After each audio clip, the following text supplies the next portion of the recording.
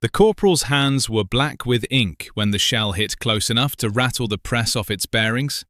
He steadied it with his forearm, leaving a long smear across his sleeve, and kept feeding paper. It was 3:40 in the morning, somewhere in the mud outside of Naples, in November 1943, and the edition had to be on trucks before dawn, or it would not reach the front lines before noon. And if it did not reach the front lines before noon, it was yesterday's news, and yesterday's news was the one thing that a man sitting in a foxhole, with nothing to do but think, did not need more of. His name was Corporal Dennis Buckley, 22 years old, from Akron, Ohio, and 8 months earlier he had been setting type for a regional paper that covered county fairs and high school football. Now he was setting type under intermittent artillery, producing 30,000 copies of a newspaper that would be read by men who might be dead by the time the ink dried. The press smelled of machine oil and wet newsprint, and something underneath both of those things, something mineral and cold, that had no name in civilian life, but that everyone in Italy that winter recognized immediately. The German officers interrogating captured American soldiers had begun noting something that confused them. The prisoners were well informed. Not in the vague way that soldiers pick up rumors from their sergeants, but specifically, concretely informed about the progress of other fronts, about command decisions, about what the Allied leadership had said publicly and what it had not. The prisoners quoted sources, they referred to articles. Several of them, when pressed, produced a folded, mud-stained newspaper from inside their jackets, as though it were the most ordinary thing in the world. The interrogators filed reports. The reports travelled up the chain.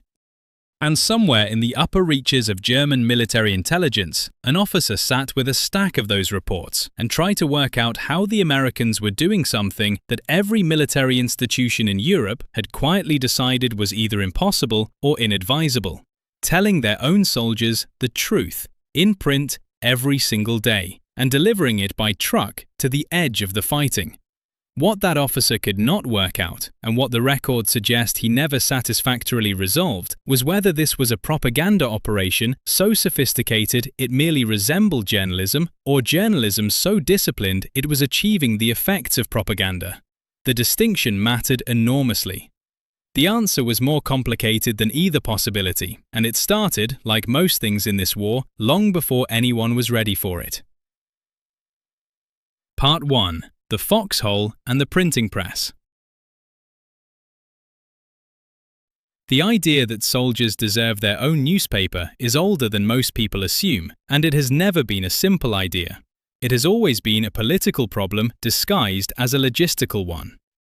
The first Stars and Stripes, the first one, appeared on November 14, 1861, in Bloomfield, Missouri.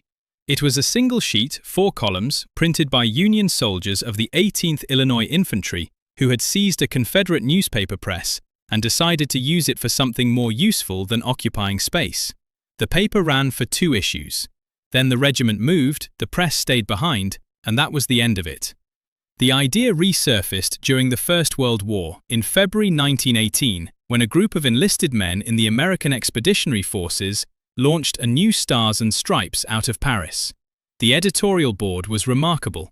Among its contributors were Harold Ross, who would later found The New Yorker, and Alexander Woolcott, who would become one of the most recognizable theater critics in America. They were privates and corporals writing for an audience of privates and corporals, and from the first issue, they understood something that would take the military hierarchy another 20 years to fully accept. Soldiers do not want to be talked to, they want to be talked with. The 1918 paper ran for 71 issues. Its circulation peaked at 500,000 copies per week. When the armistice came in November of that year, the paper folded within months. The men came home, the press went cold. And then, in September 1939, Germany invaded Poland, and somewhere in the American military bureaucracy, someone remembered that they had done this before. The second Stars and Stripes, the one that matters for this story, launched on April 18, 1942, out of London. The founding editorial staff was, again, a collection of journalists and writers who had been drafted or enlisted and who brought their civilian instincts with them into uniform. The managing editor in those early London days was Sergeant Robert Neville, 34 years old, a former Time magazine correspondent from Nashville, Tennessee, who had covered the Spanish Civil War and who understood viscerally the difference between information and propaganda. Neville's founding principle was simple enough to write on a napkin and complex enough to fight about for 3 years.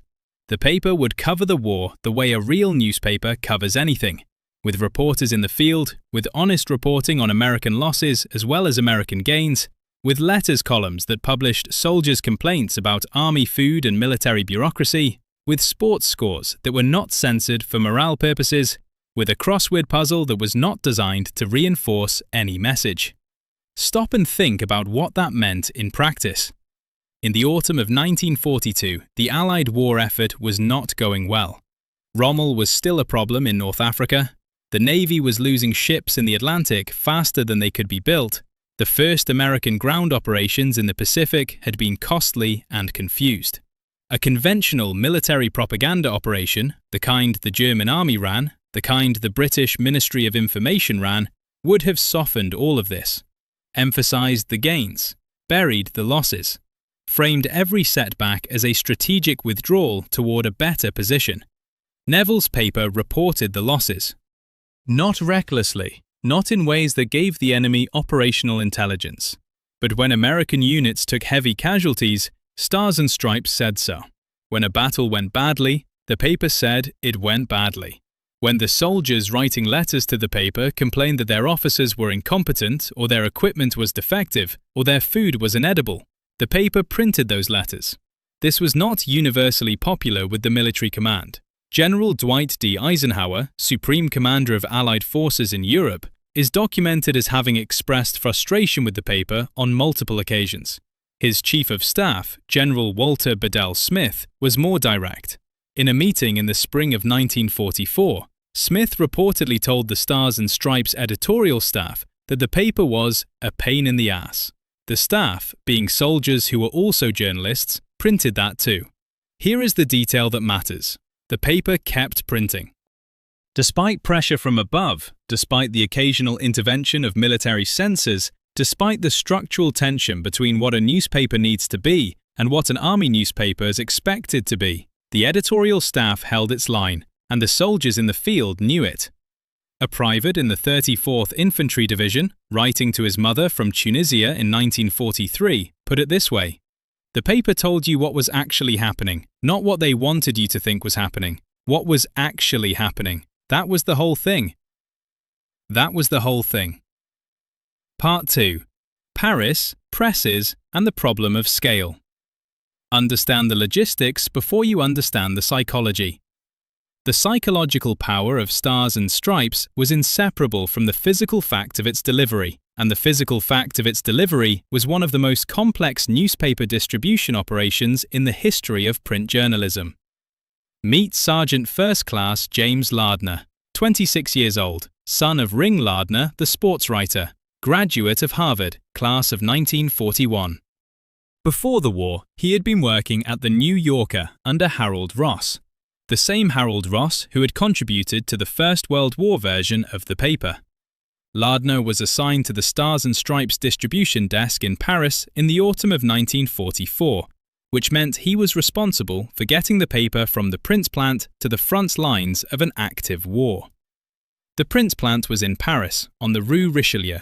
The front lines, in November of 1944, were along the Siegfried Line, in some places more than 300 miles away.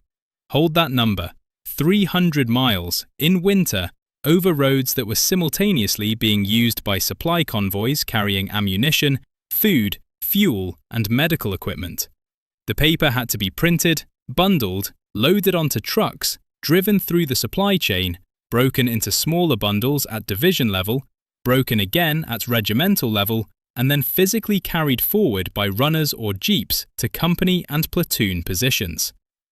The daily circulation of Stars and Stripes at its wartime peak was approximately 1 million copies.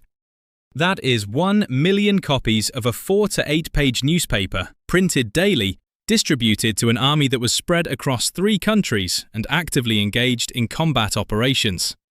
To put that in context, the New York Times in 1944 had a daily circulation of approximately 500,000 copies, delivered to a stable urban population in a city with functioning roads, rail lines, and no one shooting at the delivery trucks. Stars and Stripes was delivering twice that volume to men in Foxholes. The distribution system worked like this. The Paris plant printed through the night. By 3 in the morning, the first bundles were loaded onto 2.5-ton trucks, the standard Army cargo vehicle, the same one carrying artillery shells and K-rations, and the trucks moved east. At each Army-level distribution point, the bundles were broken down and transferred to smaller vehicles. By the time the paper reached a forward infantry company, it was often being hand-carried by a single runner through terrain that was under German observation. In the Hürtgen forest, in the worst weeks of November and December 1944, Stars and Stripes runners were sometimes delivering papers to positions that were effectively under siege. Men who had not had hot food in 4 days were reading yesterday's sports scores by the light of a single candle in a hole in the ground. This is the fact that the German propaganda apparatus could not process. The Wehrmacht had its own soldiers' newspaper, the Soldatenzeitung. It was a competent publication, well printed, reasonably regular in its distribution, filled with approved news from the front and cultural content designed to maintain morale. It was also in the way of all official military publications run by a government that controlled all information, obviously and immediately recognizable as official. The soldiers who read it knew it was official. They read it the way people have always read official publications, with a certain baseline discount applied to everything. The paper did not feel official. It felt like a newspaper, and the distinction mattered more than anyone in Berlin had calculated. In the autumn of 1944, the German Army's psychological warfare branch, the Abteilung für Feindpropaganda, produced a detailed analysis of Stars and Stripes that was captured by American forces after the war and is now held in the National Archives. The document is remarkable for its honesty. The analysts correctly identified the paper's core mechanism. It created credibility by printing negative information about itself and its own side. A publication that admitted American losses, published soldier complaints, and printed letters criticizing the Army command could not, by definition, be dismissed as pure propaganda. The credibility earned by the negative content made the positive content, the accounts of Allied advances, the casualty figures, the strategic assessments, more believable.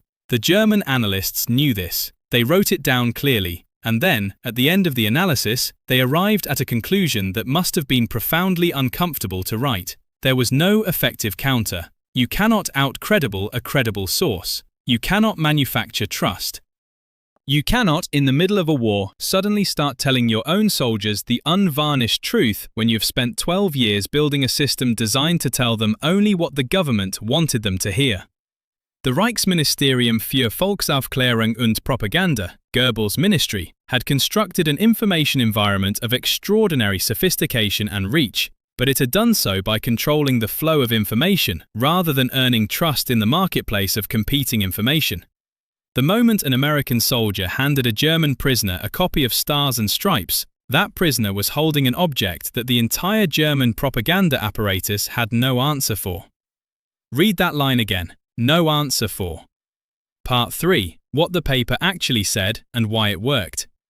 Most accounts of Stars and Stripes leave out one crucial detail because most accounts are focused on the logistics or the famous contributors or the battles with military censors. That detail is the crossword puzzle, not metaphorically, literally, the crossword puzzle. Every issue of Stars and Stripes contained a crossword, also comic strips.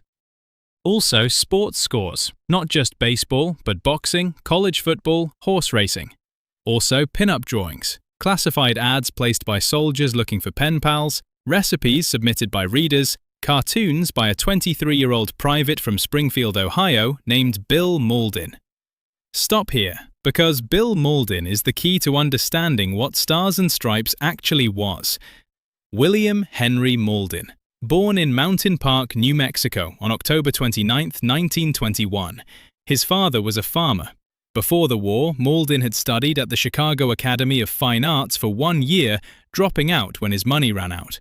He enlisted in the Arizona National Guard in 1940, was assigned to the 45th Infantry Division, and landed in Sicily in 1943 as a private first class who had been drawing cartoons for his divisional newspaper. His cartoons featured 2 characters, Willie and Joe. They were infantrymen, dirty, exhausted, unshaven, philosophically resigned, darkly funny about everything. They complained about officers, they complained about food, they complained about the mud and the cold and the stupidity of orders that came down from people who were not in the mud and the cold. They were not heroic. They were not inspiring. They were exactly what every infantryman in the European theatre of operations recognized as himself. In 1944, Mauldin was transferred to Stars and Stripes. His cartoons ran in every issue. His characters Willie and Joe became, in the words of Ernie Pyle, the most widely read American war correspondent of the period, the most important men in the army. General George Patton, who appears in this story as a complication rather than a hero, hated the cartoons with a documented and articulate fury. Patton personally summoned Mauldin to his headquarters in March of 1945 and spent 45 minutes explaining why the cartoons were bad for military discipline. Mauldin, who was 23 years old and a private, sat through the entire lecture and then went back and drew another cartoon of Willie and Joe complaining about something. Eisenhower, to his credit, backed Mauldin. But here is the point. Willie and Joe, the dirty, complaining, exhausted infantrymen, were the psychological opposite of every piece of German propaganda the Wehrmacht had produced about the American soldier. German propaganda had, for years, portrayed the American military man as either a naive dupe of Jewish financiers or a soft, comfort-obsessed consumer who would break under the reality of sustained combat. Neither of these images survived contact with Willie and Joe. Willie and Joe were not naive. Willie and Joe were not soft. Willie and Joe were exactly what the German propaganda apparatus had refused to believe the American soldier could be: experienced, hard, darkly amused by suffering, and completely unimpressed by hardship. A German intelligence officer, captured near Aachen in October 1944, was found carrying a translated copy of a Willie and Joe cartoon that his unit had been using in its own briefings, not as an example of enemy weakness, but as a warning, as evidence that the men they were fighting were not what Berlin had told them they were. Think about what that means.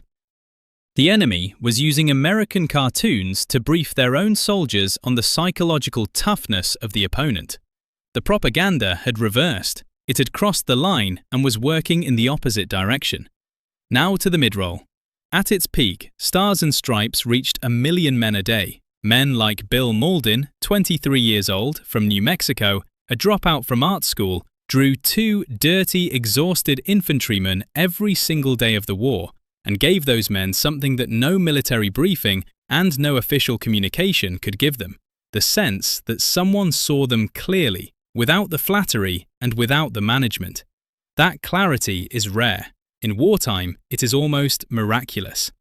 If this investigation is giving you a sharper picture of what psychological warfare actually looked like from the inside, not the version that survived in official histories, but the version that soldiers kept folded in their breast pockets, press the like button. It keeps this kind of history visible a little longer, and that matters. Part 4. The Forensic Verdict. The forensic verdict of this investigation comes down to a single finding. The paper worked not because it was good propaganda. It worked because it was not propaganda. It was designed from the beginning to resist the logic of propaganda, and that resistance was itself the mechanism of its power. Let's be precise about the distinction, because the distinction is everything. Propaganda, in the technical sense developed by both Allied and Axis powers during the Second World War, is the management of information to produce a desired emotional or behavioral response in a target audience. It is a system of control. Its fundamental premise is that the audience cannot be trusted with unfiltered reality, that reality must be shaped, edited, emphasized, and sometimes fabricated before it is delivered. The editorial staff of the paper operated on the opposite premise. Most of them were civilian journalists who had not abandoned their professional instincts when they put on uniforms. They treated the soldier reader as an adult who could handle the unfiltered truth. When the paper reported American casualties honestly, it was not doing so because honesty was strategically useful, though it was. It was doing so because that is what a newspaper does. The strategic effect of this editorial posture was enormous, but it was a byproduct, not a calculation. This is the part that the German propaganda analysts could not fit into their framework, because their framework assumed that all information operations are, at bottom, calculated. The idea that a military newspaper might be honest simply because its editors believed in honesty, not because honesty had been identified as the optimal strategic posture, was genuinely outside the analytical categories available to the Abteilung für Feindpropaganda. Their analysis of stars and stripes was accurate in almost every particular. Their conclusion, that there was no effective counter, was correct, but they never quite understood why there was no effective counter. The reason there was no effective counter was that you cannot manufacture the byproduct of genuine editorial independence. You can only have it or not have it. And the German military, operating inside a totalitarian information system, could not have it. Now to the numbers, because the numbers are where this becomes undeniable. At its peak, Stars and Stripes printed approximately 1 million copies daily across its European and Mediterranean editions. The paper employed roughly 175 full-time journalists and staff, the majority of them enlisted men. Over the course of the war, it published from London, Algiers, Rome, Paris, Frankfurt, and a dozen other locations as the front moved. It ran more than 1,000 issues in the European theatre alone. It was delivered to combat positions within 24 to 48 hours of printing, which meant soldiers in forward positions were reading news that was, by the standards of 1944, essentially current. For comparison, the Wehrmacht's Soldatenzeitung, at its peak, reached approximately 400,000 readers, with a delivery lag that could stretch to a week or more in forward positions. Its editorial content was subject to propaganda ministry review. It did not publish soldier complaints. It did not print cartoons of exhausted, cynical infantrymen. It did not have a crossword puzzle. 1 million versus 400,000. But the gap in effect was larger than the gap in circulation. Now meet the man who understood this gap better than anyone else on the Allied side, and who spent the war fighting to keep the gap open. Sergeant Ben Price, 28 years old, from Cranford, New Jersey. Before the war, he had been a copy editor at the Associated Press in New York. He was assigned to the Stars and Stripes Paris bureau in September 1944, 3 months after the liberation of the city, and his job was to manage the daily production schedule, to make sure that 1 million newspapers were printed, bundled, and moving east before dawn every single morning. Price's diary, portions of which were published in a 1947 memoir by former Stars and Stripes staffers, describes the nightly production cycle at the Rue Richelieu plant with a precision that reads like a technical manual. The presses ran from 9 in the evening until approximately 2 in the morning. Wire copy came in continuously from Associated Press, United Press, and Reuters, as well as from Stars and Stripes correspondents embedded with forward units. The editorial staff cut and laid out copy against the clock. The compositors, French Union printers who had worked the plant before the war and who returned to it after the liberation, set type at a pace that Price described as the most efficient thing I have ever watched human beings do. By 2:30 in the morning, the first trucks were loaded. By 3, they were moving east through the dark. Price wrote in his diary on a night in November 1944 when the temperature in Paris dropped below freezing and 2 of the delivery trucks had mechanical failures and had to be replaced from the motor pool. The paper will reach the men in the Hurtgen tomorrow. I don't know if that matters to the men in the Hurtgen, but I know that it matters that we try. That sentence is not propaganda. It is not a strategic calculation. It is a copy editor in a cold print plant in Paris at 3 in the morning trying to get the news to people who need it. And here is where we return to where we began. The Hürtgen Forest, November 1944. Hauptmann Ernst Keller, the German propaganda officer, crouching behind a shattered pine tree with a damp, mud-smeared newspaper in his hands. Keller was not a stupid man. He was, by all accounts, of the type of officer the Wehrmacht assigned to propaganda duties in the autumn of 1944, a trained professional who understood the mechanics of information operations. He had read Goebbels' foundational texts. He knew the theory. He understood how to construct a message for a target audience, how to identify the anxieties and desires of an enemy soldier, how to frame a piece of paper to maximize its psychological effect. He could not have written the paper he was holding, not because he lacked the skill, because he lacked the structure. The editorial independence that made Stars and Stripes credible was not a technique that could be adopted by a propaganda officer operating inside a totalitarian chain of command. It was an institutional condition. It required an organization that was genuinely willing to let its editors print things that made the high command uncomfortable. It required a military hierarchy that, whatever its reservations, ultimately backed the editors when the pressure came. It required at the bottom of the chain sergeants like Ben Price, who believed that getting the paper to the men in the Hürtgen was worth doing regardless of whether anyone would notice. Keller folded the paper back into quarters. He would write a report about it. His report would join a file of similar reports. The file would be read by analysts who would produce the correct conclusion, no effective counter. And the correct conclusion would sit in a cabinet in Berlin, while the presses on the Rue Richelieu ran every night until the war ended. The paper ran its final wartime issue on May 11, 1945, 3 days after the German surrender. The last issue ran a front-page photograph of a soldier reading a copy of Stars and Stripes. No caption was necessary. Bill Mauldin went home and won the Pulitzer Prize for editorial cartooning in 1945 at the age of 23. He won it again in 1959.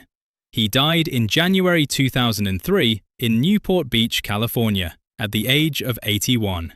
His final published cartoon ran the week before he died. Ben Price returned to the Associated Press in New York after the war and worked there for another 22 years. He retired in 1967. He died in 1979. Robert Neville, the founding managing editor, returned to journalism and eventually to Time magazine. He died in 1956. And the paper itself, Stars and Stripes, never stopped. It is still published today, still run by enlisted journalists, still editorially independent from the military command structure, still, occasionally, printing things that make generals uncomfortable. Trust does not work on a deadline. You cannot manufacture it in a press room or truck it to a foxhole. You can only build it, slowly, one honest sentence at a time, over months and years, until the soldiers in the mud know, not believe, know that the paper in their breast pocket is telling them the truth. The German propaganda apparatus spent 12 years building a system to manage what people believed. Stars and Stripes spent 3 years earning what people knew. In the winter of 1944, in the Hürtgen Forest, the difference between those two things was the difference between a pamphlet and a newspaper, between a message and a mirror, between what you tell people and what they can see for themselves. Hauptmann Keller could not explain the newspaper in his hands. He couldn't explain it because it wasn't explainable in the terms available to him. It wasn't a weapon, it was a newspaper, and that was the whole point. If this investigation gave you something real, press the like button. Subscribe if you want the next chapter. And remember, the most durable form of psychological warfare is the one that doesn't feel like warfare at all.